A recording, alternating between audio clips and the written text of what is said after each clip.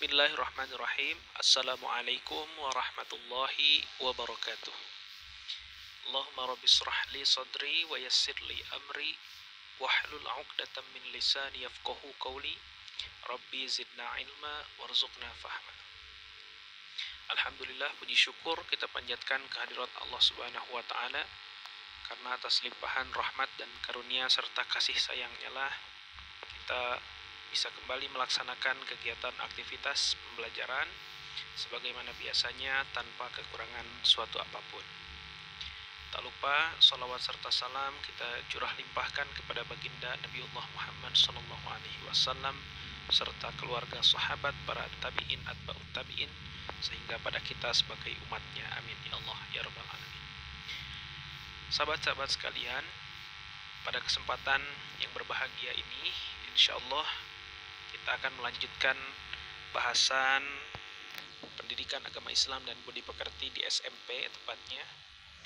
Insyaallah pada kesempatan kali ini akan dibahas tentang bab 4, yakni dengan judul bab indahnya kebersamaan dengan berjamaah.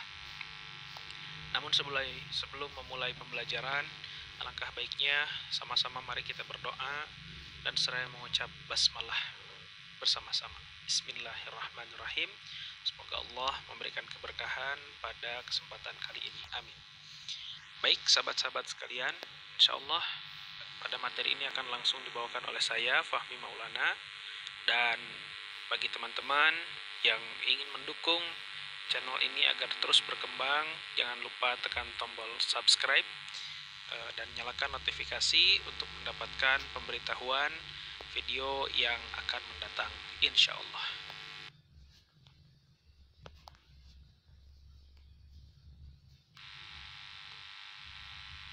Sebelum memasuki pembelajaran, mari sama-sama kita ketahui dulu pengertian daripada sholat dan sholat berjamaah.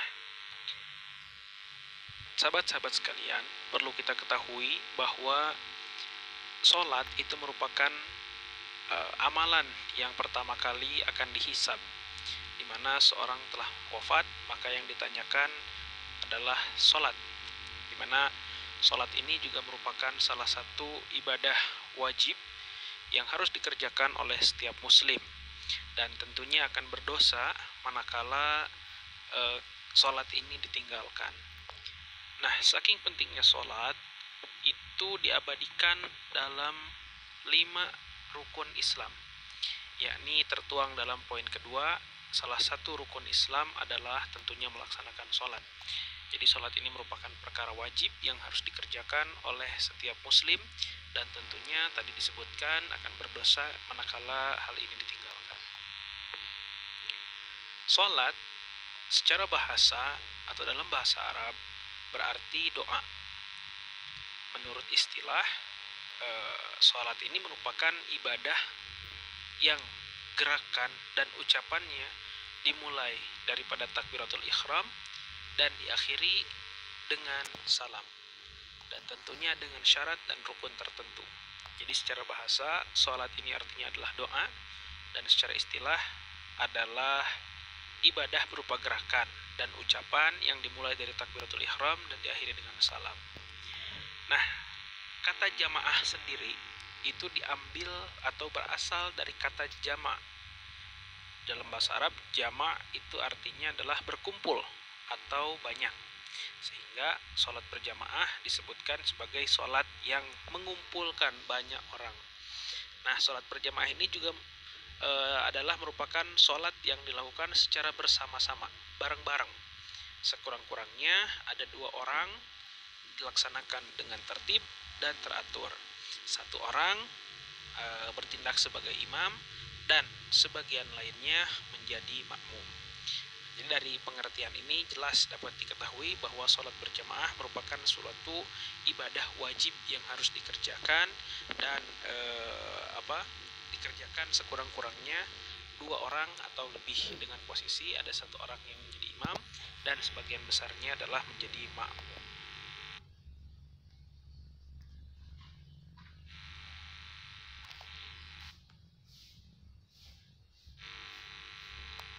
Selanjutnya kita masuk kepada keutamaan daripada sholat berjamaah.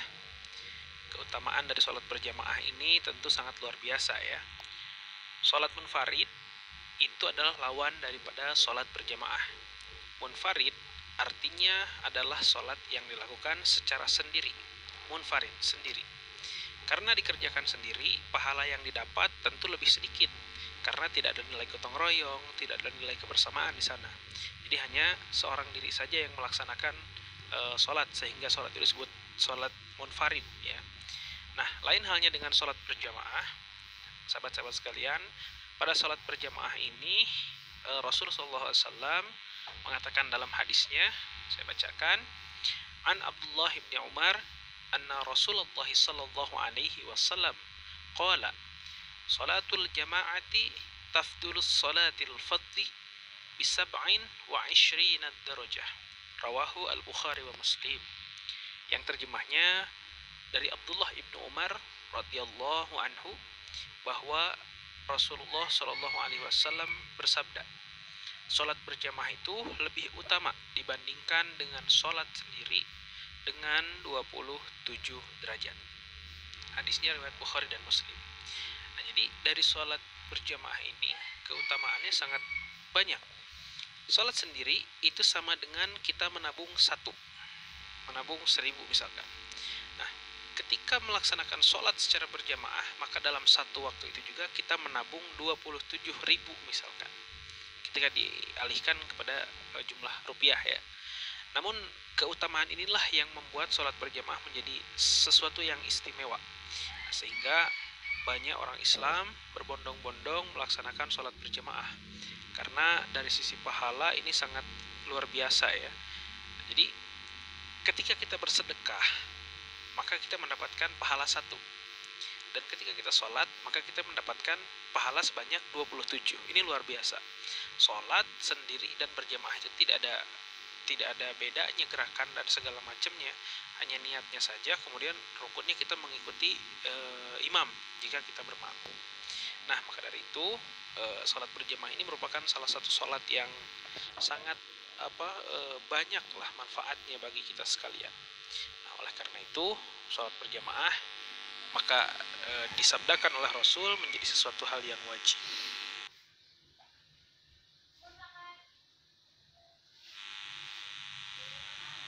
Nah, selanjutnya kita masuk kepada perkara syarat sah imam.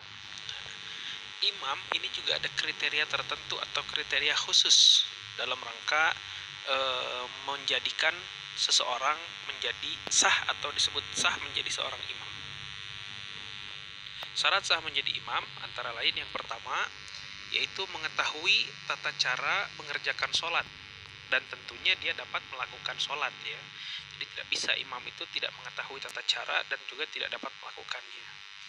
Yang kedua yaitu dapat membaca Al-Quran atau surat Al-Fatihah dan ayat lain yang benar ya. Nah, ini jadi salah satu syarat penting, karena Al-Fatihah dan ayat lain itu merupakan inti, sebagian daripada inti pelaksanaan sholat ya. Ketika Al-Fatihah dan surat lainnya tidak sesuai, maka Allah alam ya sholatnya akan seperti apa. Jadi kriteria ini perlu diperhatikan. Yang ketiga tentunya mengetahui hukum yang berkenaan dengan sholat. Jadi dia tahu batas-batas sholat, pelaksanaan dan lain sebagainya. Artinya seorang imam harus paham dan mengerti tata cara atau hukum yang berkenaan dengan sholat. Dan yang keempat yaitu seorang imam harus mumayyiz, atau dalam bahasa Arab dikatakan dapat membedakan yang baik dan yang buruk. Artinya sudah pada taraf dewasa dan dia dapat membedakan antara yang baik dan buruk. Selanjutnya tidak cukup sampai syarat sah saja, ada yang harus imam ketahui lagi selain syarat sah, yakni imam itu harus dipilih oleh makmum dengan beberapa syarat. Jadi tadi syarat sah imam, ini syarat yang ditunjuk oleh makmum ya. Yang pertama yang harus diperhatikan yaitu orang yang paling fasih membaca Al-Quran. Paling fasih itu paling mampu, mahir begitu ya dalam membaca Al-Quran. Karena bacaan dalam sholat itu adalah bacaan Al-Quran, maka harus fasih dalam melafalkan dan lain sebagainya. Yang kedua, yaitu orang yang paling hafal dan paham terhadap sunnah-sunnah Rasul. Ibadah sholat ini merupakan sebuah sunnah yang sebuah perintah wajib dari Allah, namun ada nilai-nilai sunnah sebagai penambah daripada pahala wajib yang diajarkan oleh Rasul. Insya Allah kita akan bahas di slide selanjutnya.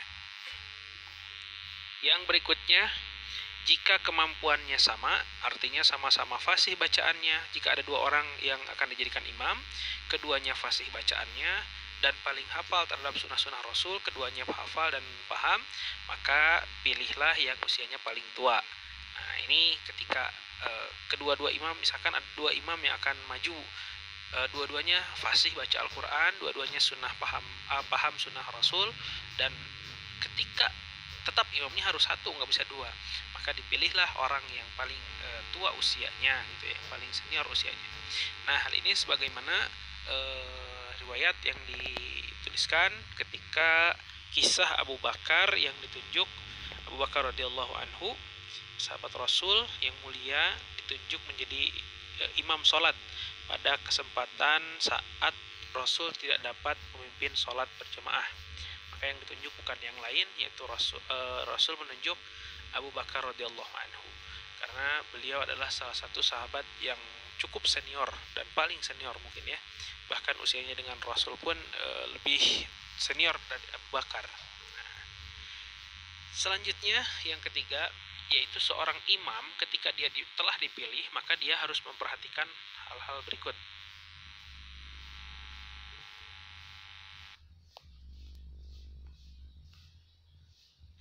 Nah, yang harus diperhatikan antara lain, yang pertama yaitu imam menertibkan shaf atau barisan sebelum makmum melaksanakan sholat.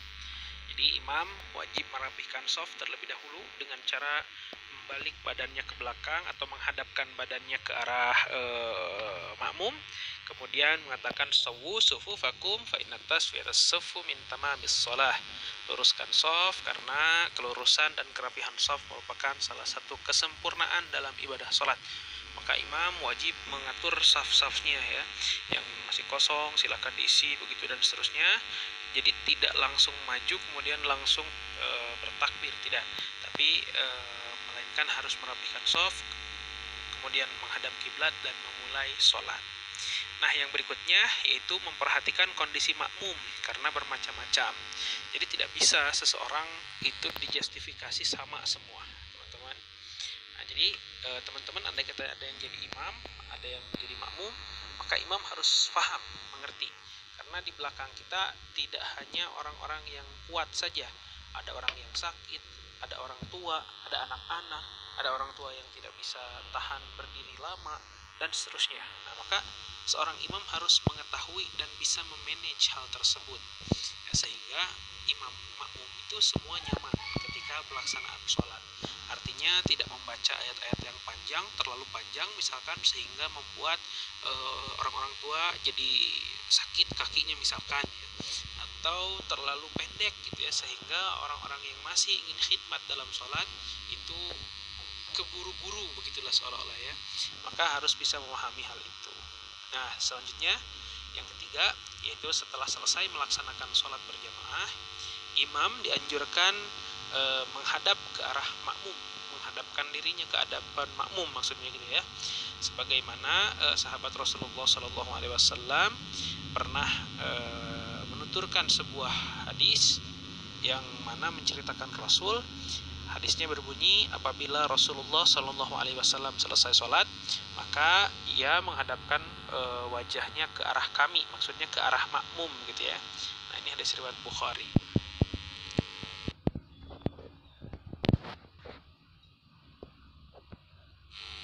Nah, secara sederhana syarat sah imam itu antara lain dirangkum begini. Satu, paling fasih bacaannya. Yang kedua, paling faham fikih. Yang ketiga, paling mengerti ilmu sholat. Yang keempat, bukan wanita kecuali makmumnya memang wanita. Nah, yang berikutnya yaitu sah sholatnya, kemudian diridhoi makmum, imam rawatib, dan yang paling akhir adalah tentu banyak hafalan Al-Qur'annya gitu ya. Sehingga syarat-syarat ini harus dipenuhi ketika seorang akan menjadi imam atau ditunjuk menjadi imam dalam pelaksanaan sholat berjamaah.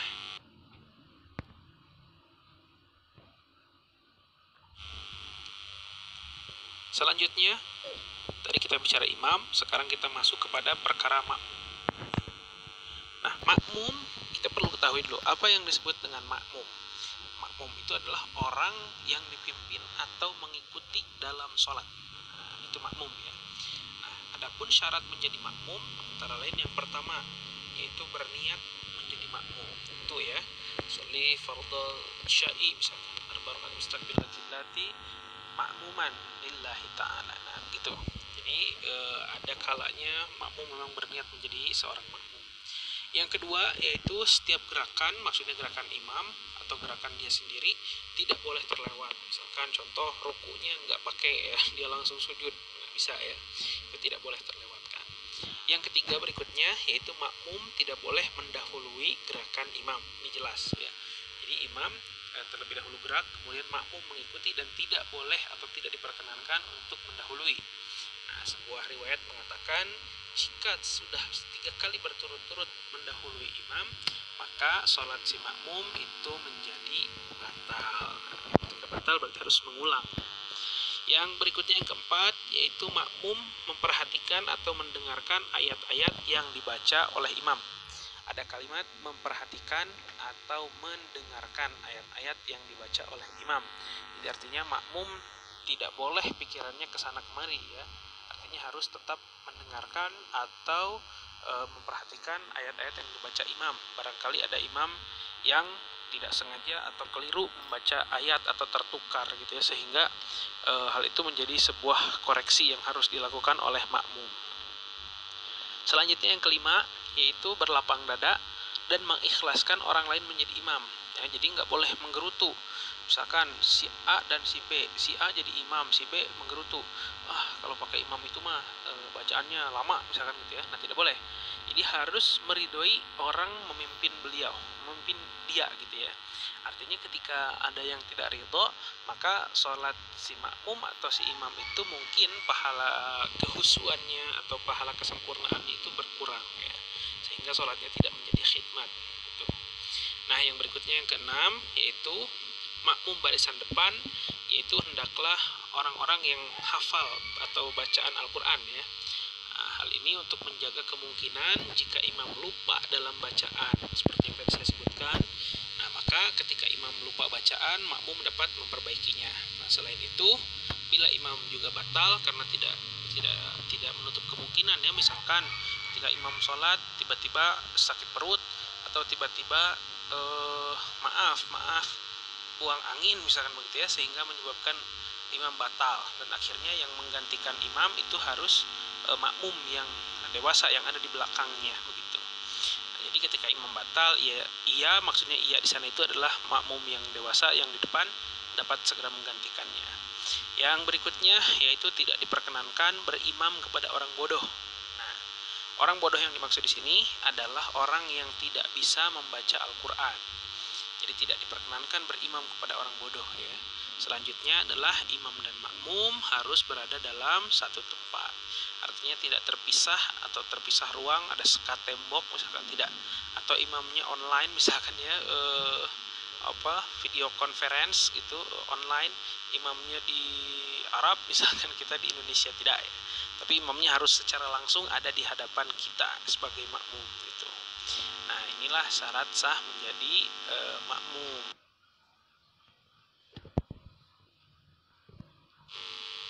Nah, secara sederhana syarat makmum itu dirangkum jadi segini. Nah, 1, tadi berniat menjadi makmum.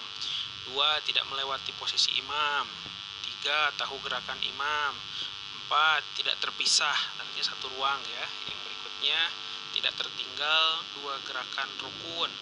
Kemudian tidak mendahului imam ya, ikut semua gerakan imam, dan terakhir mengakui sahnya sholat imam. Jadi imam itu sah sholat, jadi jangan ketika selesai sholat menggerutu imam teh dan lain-lain lah gitu ya. Maka dia sah disebut sebagai makmum ketika dia bisa melaksanakan hal-hal tersebut.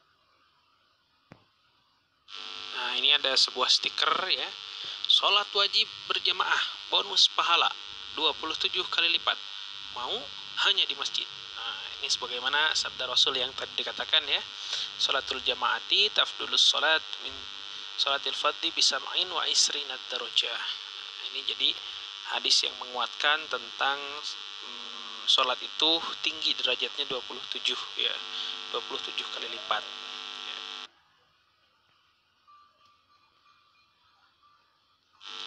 Nah, selanjutnya yaitu tata cara sholat berjamaah ya. Yang pertama yang perlu diketahui dalam rangka melaksanakan sholat berjamaah itu selalu diawali dengan melantunkan lafaz adzan ya, azan dan iqamah sebelum sholat berjamaah dimulai. Nah, ini salah satu hal yang wajib. Bahkan ketika seorang telat melaksanakan sholat pun, misalkan zuhur dia baru sholat jam 1, ketika dia mau berjamaah maka harus ada yang iqamah terlebih dahulu sebelum sholat berjamaah dimulai ya. Yang kedua yaitu membentuk shaf yang lurus. Nah, sebagaimana Rasulullah SAW menyarankan untuk membuat shaf tanpa ada jarak antar barisan. Nah, Rasulullah bersabda, penuhilah olehmu jarak yang kosong di antara kamu. Sesungguhnya setan dapat masuk di antara kamu seperti anak kambing. Nah, jadi sekecil apapun kekosongan shaf itu akan memungkinkan sholat kita menjadi tidak khusyuk karena ada gangguan ya. Tuh. Selanjutnya yang ketiga yaitu imam membaca bacaan secara jahar atau keras ya, atau dengan bacaan sir, lirih atau pelan. Nah, adapun yang dibaca keras antara lain yang pertama yaitu takbiratul ihram, dari takbir, istinqal, tasmi' dan salam ya. Kemudian yang kedua yaitu membaca surah Al-Fatihah dan bacaan surat-surat pilihan pada rakaat pertama dan kedua di sholat subuh, maghrib, dan isya. Nah, artinya imam menjaharkan bacaannya wajib. Sholat subuh imamnya wajib mengeraskan bacaan. Ya, sholat maghrib begitu juga sholat isya. Nah, yang disirkan atau dilirihkan atau dipelankan suaranya itu adalah sholat zuhur dan sholat asar ya, di semua rakaat ya. Kalau di subuh 2 rakaatnya dia keras bacaannya, di maghrib dikeraskan juga, di rakaat ketiganya baru lirih ya, dan begitupun pada sholat isya di 2 rakaat pertama dan 2 rakaat berikutnya lirih. Nah, terakhir yaitu membaca amin oleh makmum setelah imam selesai membaca Al-Fatihah. Nah, inilah yang disebut bacaan yang dijaharkan atau dikeraskan ya. Berikutnya tadi masih tata cara sholat berjamaah. Yang keempat yaitu makmum harus mengikuti gerakan imam. Dan yang kelima terakhir yaitu melakukan zikir setelah selesai sholat berjamaah.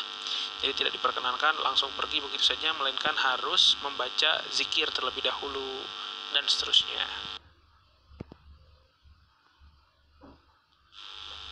Nah, selanjutnya setelah kita mengetahui bagaimana syarat menjadi imam, syarat menjadi makmum, sekarang kita masuk pada teknis pelaksanaan sholat. Yang pertama, sebelum sholat dimulai, kita membuat urutan shaf atau sholat dalam sholat berjamaah atau barisan ya, shaf atau barisan dalam sholat berjamaah. Nah, yang pertama ada posisi imam, yang kedua adalah diisi barisan pertama makmum diisi oleh makmum dewasa laki-laki, karena tadi alasannya ya, supaya dapat menggantikan hafal bacaan Quran, untuk mengoreksi bacaan imam dan lain-lain. Nah, ketika saf laki-laki dewasa sudah habis, maka barulah posisi makmum anak-anak yang laki-laki. Nah, ini disyaratkan jadi yang dewasa di depan, yang anak-anak mengisi posisi di belakang. Nah, tidak sampai situ. Ini ada juga posisi di mana yang berjamaah itu tidak hanya laki-laki, melainkan ada makmum perempuan. Maka posisi makmum perempuan mengisi barisan di belakang. Yang di barisan pertama sebelum akhir itu adalah posisi makmum anak-anak dulu. Ya, jadi kalau wanita kebalikannya. Jadi anak-anak dulu, baru di saf paling akhir itu posisi makmum dewasa yang wanita. Nah, kalau laki-laki yang dewasa di depan, anak-anak di belakang. Kalau wanita lain hal, ya beda atau kebalikannya. Jadi wanita anak-anak di depan, yang dewasa wanita di paling belakang. Nah, ini urutannya. Nah, ini kemudian ada posisi imam dan makmum dalam sholat berjamaah. Kita masuk lihat satu-satu nomor. Ini lihat ke nomor 1 di paling kiri.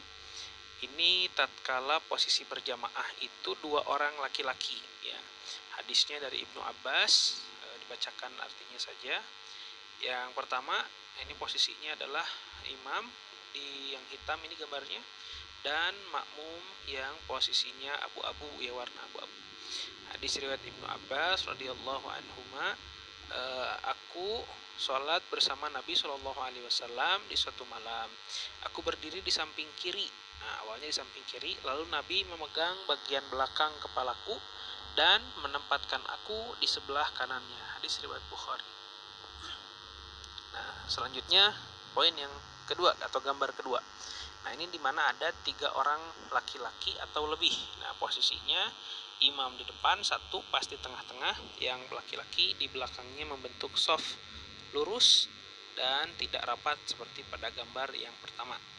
Ini hadisnya dari Jabir, Nabi SAW berdiri sholat maghrib, lalu aku datang dan berdiri di samping kirinya. Maka beliau SAW menarik diriku dan dijadikan di samping kanannya. Tiba-tiba sahabatku datang untuk sholat, lalu kami berbaris di belakang dan sholat bersama Rasulullah. Nah, ini gambar kedua, posisinya begitu ya. Selanjutnya gambar ketiga. Nah, ini di atas ya, di atas tengah, yaitu posisi ketika berjamaah 1 laki-laki dan 1 wanita. Biasanya suami istri atau lain-lain ya. Gitu. Ini hadis dari Anas bahwa beliau sholat di belakang Rasulullah SAW bersama seorang yatim, sedangkan Ummu Sulaim berada di belakang mereka. Di riwayat Bukhari Muslim. Nah, jadi posisinya di belakang ya, tidak seperti imam makmum laki-laki ya, di pinggir kalau sendiri tidak, tapi di belakang persis, itu seperti orang berbaris. Nah, gambar keempat masih di sampingnya, samping nomor 3, samping kanannya. Ini ketika ada posisi 2 laki-laki dan 1 wanita atau lebih. Nah, ini perpaduan hadis dari Ibnu Abbas dan hadis dari Anas bin Malik ya. Nah, ini posisi laki-lakinya 2 orang atau wanitanya 1. Nah, ketika posisi laki-lakinya 2 orang, 1 imam, 1 makmum, maka menempati posisi seperti gambar nomor 1 ya. Dan perempuan tetap posisinya di belakang. Selanjutnya nomor 5. Nah, ini di bawah ya, di bawah nomor 3 ada 2 orang wanita. Nah, sholatnya seperti sholatnya laki-laki di nomor 1, yakni posisinya adalah sebelah-sebelahan, persis segaris ya, hanya beda sedikit lah gitu. Selanjutnya nomor 6, ini adalah 3 orang wanita atau lebih. Nah, posisinya 1 di tengah dan 2 di samping kiri dan kanan ya. Jadi begitu posisinya lurus jejar seperti perempuan di nomor 5. Selanjutnya nomor 7, ini ada beberapa laki-laki dan wanita. Nah, ada 1 orang laki-laki yang menjadi imam, 3 orang laki-laki menjadi makmum, dan 3 orang perempuan menjadi makmum. Posisinya seperti itu, nomor 7 ya. Nah, selanjutnya nomor 8 terakhir itu ada bila ada anak-anak. Nah, tadi seperti tadi diurutkan ya, 1 orang laki-laki menjadi imam, 3 orangnya menjadi makmum, kemudian anak-anak ini yang lingkaran kecil itu posisi anak-anak, dia posisinya di belakang makmum dewasa, dan yang perempuan itu di belakangnya membentuk shaf atau barisan seperti nomor 6 gitu.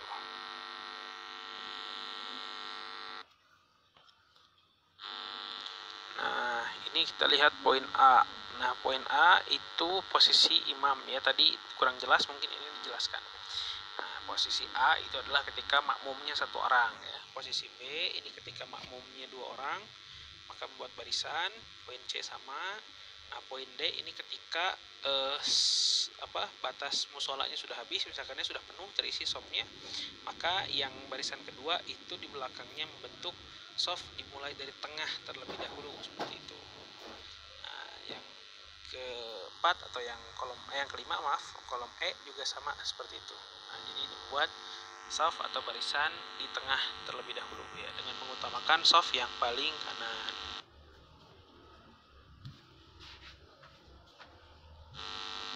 Nah, kemudian ini adalah posisi membentuk shaf dalam sholat berjamaah ya, diawali dari nomor 1 di tengah, ini persis di belakang imam. Nomor 2 seperti tadi disebutkan, mengawali sebelah kanan karena keutamaan. Nomor 3 dia tidak di kanan tapi menyeimbangkan soft, yaitu di kiri ya. Dan yang keempat, makmum nomor 4 itu mengisi di sebelah kanan di samping nomor 2. Terus seperti itu, nomor 4, nomor 5 di sebelah kiri, 6 sebelah kanan, 7 kiri, 8 kanan, 9 kiri, 10 kanan, 11 kiri, 12 kanan, 13 kiri. Nah, setelah space masjidnya habis misalkan ya, satu shop telah terisi, maka makmum nomor 14 dia mengisi kembali shaf di belakang shaf atau makmum nomor 1. Nah, jadi ini urutan sholat berjamaah ya, membentuk shafnya. Jadi mengutamakan dulu yang kanan dan tidak mengisi lagi yang kanan ketika datang makmum berikutnya, lain yaitu dengan mengisi shaf yang di sebelah kiri untuk menyeimbangkan. Nah, ini selanjutnya teman-teman posisi sendiri dalam barisan shaf. Nah, ini tadi seperti disebutkan ya, ada imam di depan, kemudian ada makmum nomor 1, nomor 2, 3 dan seterusnya. Nah, ini posisi masjidnya sudah penuh ceritanya, maka datang satu orang makmum, dia persis berada di posisi angka nomor 27 itu, dimana dia pas berada di posisi lurus dengan makmum nomor 14, makmum nomor 1, dan lurus dengan imam posisinya. Jadi tidak mengambil saf di sebelah kanan, sebelah kiri, melainkan pas di sebelah di tengah-tengah antara makmum yang nomor 14, 1, dan imam. Nah, kira-kira gitu teman-teman dari pembahasan shaf ya tadi ya. Nah, sekarang kita masuk kepada teknis ya, yaitu halangan dalam sholat berjamaah. Jadi sholat berjamaah pun bisa tidak dikerjakan manakala yang pertama ada hujan yang mengakibatkan kesulitan untuk menuju sholat berjamaah. Artinya hujannya lebat yang mengakibatkan kita tidak bisa datang ke sana karena sesuatu, misalkan baju kita akan basah kuyup, hujannya besar. Tapi kalau gerimis mah paksakan ya. Nah, ini contoh hujannya kalau besar misalkan gitu. Nah, ini ketika akan mengakibatkan sesuatu kesulitan, maka kita tidak diperkenankan melaksanakan sholat berjamaah, melainkan cukup melaksanakan sholat di rumah masing-masing. Berikutnya halangan yang kedua, yaitu ketika datang angin kencang, misalkan angin puting beliung begitu ya, dan sebagainya, atau adanya udara yang sangat dingin, sehingga ketika kita keluar rumah misalkan dapat mengakibatkan sebuah bahaya, misalkan jadi beku ya dan sebagainya. Nah, ini contoh aja. Nah, jadi ketika ada hal tersebut, insiden tersebut, maka kita tidak diperkenankan melaksanakan sholat berjamaah karena terhalang sesuatu. Yang ketiga, yaitu ketika kita sakit yang menyebabkan kesulitan dalam berjalan ya, menuju tempat berjamaah. Misalkan kita sakit atau habis jatuh misalkan dari motor, tidak bisa jalan untuk sementara waktu, maka kita tidak diperkenankan untuk melaksanakan sholat berjamaah karena ada halangan tertentu ya, dan kita cukup melaksanakan sholat di rumah gitu. Selanjutnya yang keempat, merasa ingin buang air kecil atau buang air besar. Nah, ini ketika ditahan hukumnya kan menjadi makruh, dan yang makruh itu mengarah ya kepada yang haram. Maka ketika hal ini atau merasa ingin buang air besar sementara azan sudah berkumandang, maka keluarkanlah dulu gitu ya kotorannya. Nah, sehingga kita kembali bersuci dan kemudian kita bisa kembali melaksanakan sholat berjamaah. Yang berikutnya, halangan yang menyebabkan seseorang tidak boleh atau tidak diperkenankan melaksanakan sholat berjamaah adalah ketika baru saja memakan makanan yang memiliki bau menyengat. Contohnya seperti bawang, ya itu kan baunya luar biasa tuh. Kemudian petai, waduh masya Allah.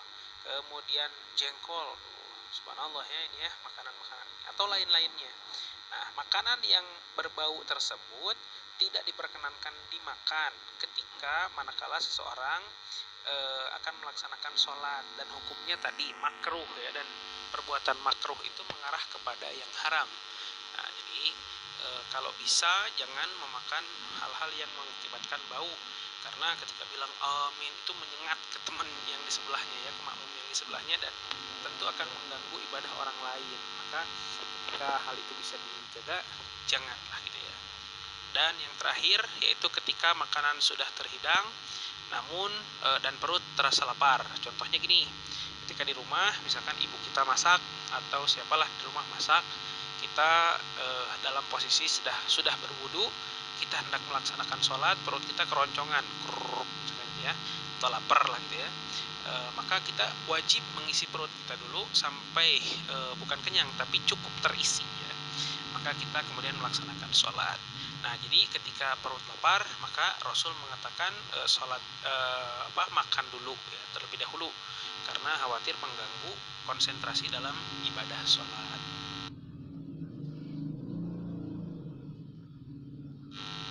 Nah, kemudian ini adalah teknis ya, gambar-gambar demonstrasi yang menggambarkan pelaksanaan sholat itu harus dilaksanakan di mana saja, kapan saja, dan bagaimanapun kondisinya.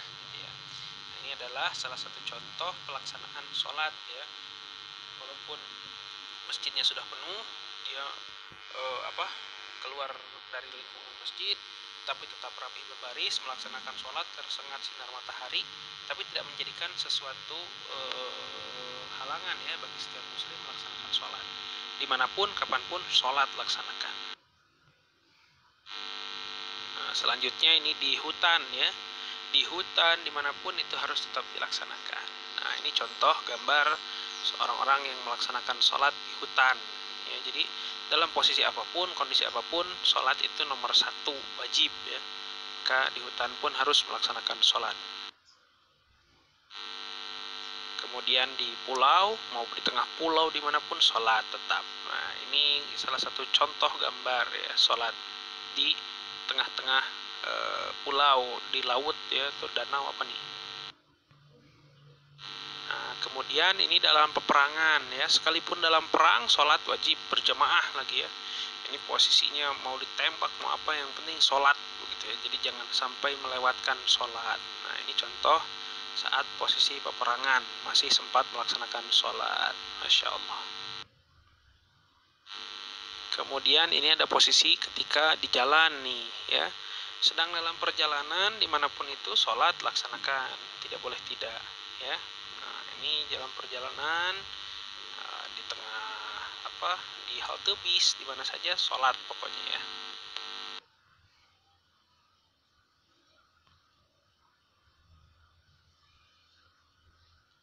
Nah, ini juga lucu nih ya gambarnya, luar biasa. Superhero aja sholat berjamaah, masa kamu enggak gitu kan? Superhero aja yang sibuk menyelamatkan bumi begitu, mereka sholat sempat. Nah, kita juga harus lebih sempat daripada mereka kan. Kita juga bagian daripada penyelamat bumi ya gitu. Ya, ada Spider-Man, ada Batman, Superman, dan lain-lain tuh ya. Hulk sekalipun dia ikut sholat, masya Allah. Ya, kita juga harus sama ya seperti mereka.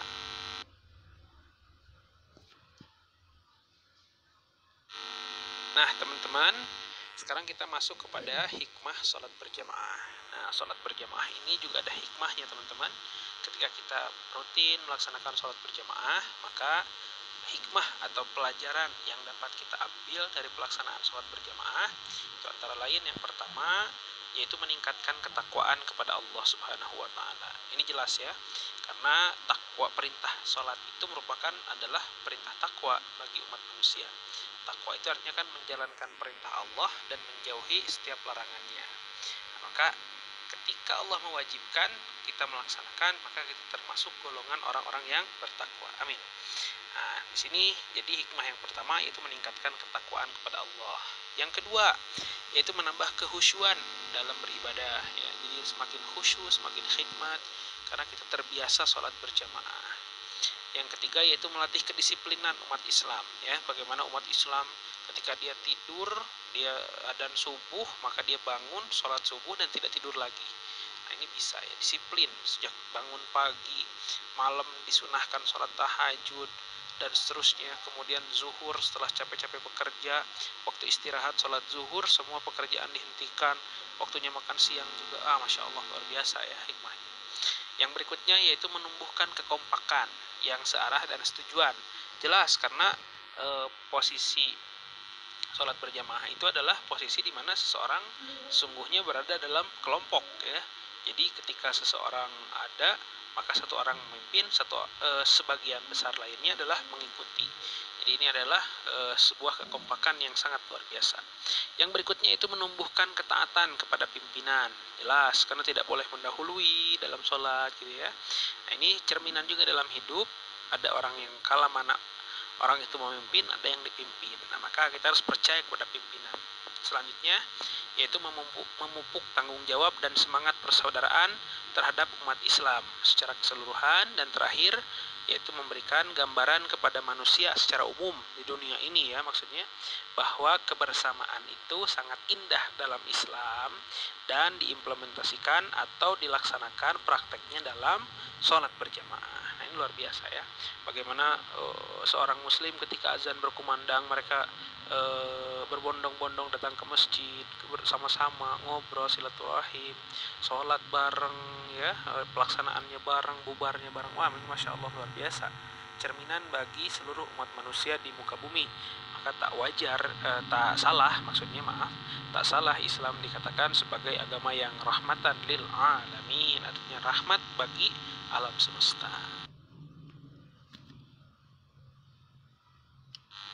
Nah ini terakhir ada tips nih ya bagi teman-teman yang ingin membiasakan sholat berjamaah. Yang pertama, jika telah mendengar azan berkumandang, maka dengarkanlah dan tirukan lafaz dari adzan tersebut. Allahu Akbar, Allahu Akbar. Maka kita menirukan lafaznya Allahu Akbar. Asyhadu an la ilaha illallah,